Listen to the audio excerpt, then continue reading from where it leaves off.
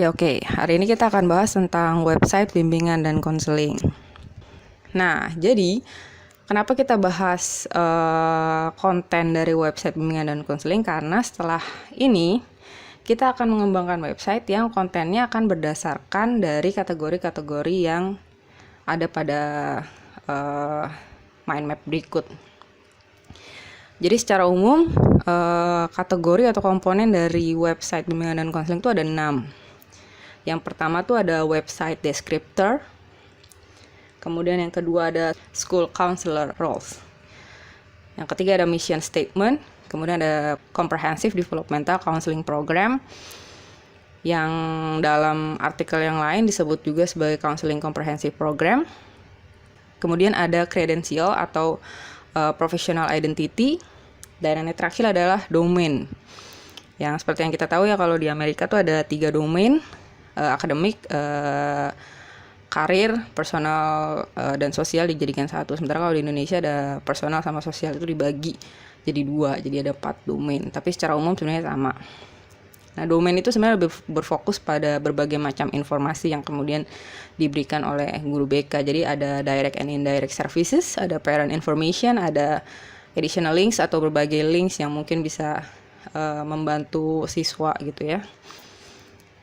Nah, kita bahas satu-satu deh. Nah, jadi untuk website descriptor itu sebenarnya adalah fokus pada penjelasan isi dari website itu sendiri. Jadi dia bisa jadi sangat sederhana, seperti misalnya ucapan selamat datang pada website bimbingan dan konseling di mana, seperti itu. Itu sebenarnya sudah menjadi deskripsi dari website itu sendiri. Itu ya, kalau di sana ada guidance, ada school counseling, tapi kalau kita pakai satu istilah, yaitu bimbingan dan konseling. Kemudian untuk kategori yang kedua itu ada school counselor roles, yang itu merupakan penjelasan tentang apa sih peran dari konselor sekolah. Jadi dijelaskan konselor sekolah atau guru bimbingan dan konseling itu ngapain aja di sekolah itu. Kemudian yang ketiga ada mission statement, atau biasanya kalau di kita tuh ada visi misi bimbingan dan konseling. Dalam mata kuliah manajemen BK itu kan kalian diminta untuk membuat program bimbingan dan konseling. Salah satu bagian dari program bimbingan dan konseling adalah visi misi dari BK itu sendiri. Jadi visi misi BK sama visi misi sekolah tuh beda ya. Nah, itu dijelasin di dalam web itu apa sebenarnya visi misi dari si guru BK. Seperti itu. Kemudian ada comprehensive developmental counseling program. Jadi di Amerika tuh model program BK tuh macam-macam. Ada yang comprehensive counseling program atau guidance and counseling comprehensive program, ada yang developmental counseling program, ada juga evidence based program. Nah, kalau di Indonesia tuh kita cuma pakai satu, yaitu program bimbingan dan counseling komprehensif. Dulu sempat ada kayak program BK 17 dan 17 plus gitu ya. Tapi kesini-sini kita cuma pakai program bimbingan dan konseling komprehensif. Nah, di situ tuh kalau pada poin ini di dalam website tuh dijelasin programnya itu sendiri seperti apa secara umum. Gitu, misalnya untuk kelas 7 tuh ngapain?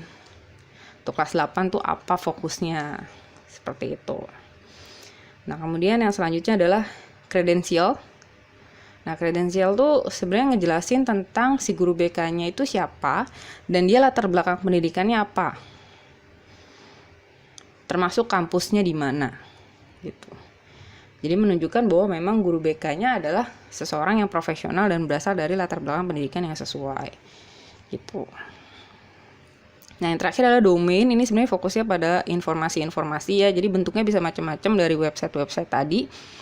Yang jelas dia mengcover 3 bidang kalau di Amerika atau 4 bidang di Indonesia. Ya, akademik atau belajar, karir, personal atau pribadi, dan sosial. Seperti itu. Nah, sebenarnya kalau kita ngomongin soal informasi, nah kita tuh bisa macam-macam bentuknya ya. Ada lagi mind map tentang konten dari website. Sebenarnya kita bisa bagi informasi dari website itu menjadi 2. Informasi yang ditujukan untuk siswa dan informasi yang ditujukan untuk orang tua. Ya, jadi ada macam-macam ya. Seperti misalnya kalau untuk siswa ya informasi tentang perkembangan diri, tentang isu-isu gitu ya, ada informasi di situ. Atau link-link untuk aktivitas bimbingan klasikal juga bisa dimasukin situ. Misalnya kamu mau masukin puisis atau apa, masukin linknya di situ. Terus gimana cara ngubungin konselornya? Ada games itu kan sebenarnya nggak harus bikin sendiri, tapi kan bisa juga dimasukkan link apa sih sebenarnya yang sesuai pada isu tertentu, bisa main games ini gitu, dan lain-lain. Untuk orang tua itu sebenarnya dibagi jadi dua, ada yang orang tua yang anaknya jadi calon siswa, atau orang tua yang anaknya emang udah jadi siswa di sekolah itu. Jadi orang tua bisa kita kasih informasi tentang berbagai hal, kayak kapan sih jadwal konseling yang mungkin bisa bikin janji, kemudian kapan bisa konsultasi, kemudian kalau guru BK-nya secara rutin melaksanakan konseling kelompok, bisa juga dikasih tahu ke orang tuanya apa aja sebenarnya topik-topik konseling kelompok yang ada saat ini, kemudian cara menghubungi konselor, kemudian tes-tes itu juga bisa diumumkan di website. Dan yang paling banyak saya pikir dari berbagai website yang ada tadi adalah mereka hampir pasti menjelaskan tentang informasi karir ya, khususnya informasi kerja atau perguruan tinggi. Seperti itu.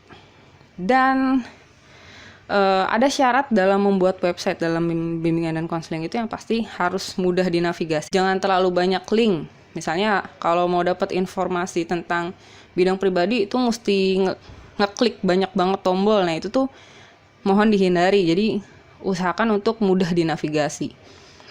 Kemudian memang harus menarik ya, dan tidak terlalu banyak objek. Jadi gaya-gaya zaman dulu yang kursornya macam-macam tuh udah gak lagi zaman ya.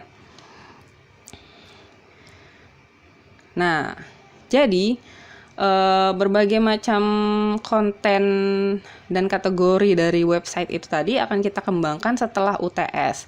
Jadi dari mulai pertemuan ke-10 sampai pertemuan ke-15 itu fokusnya adalah mengembangkan website itu. Jadi kita akan pelan-pelan mulai dari desainnya dulu, kemudian buat menunya dulu, baru konten-konten websitenya akan dibagi pada setiap pertemuan. Seperti itu. Jadi pada pertemuan kesekian nanti kalian akan ditugaskan untuk mencapai target untuk mengisi konten apa.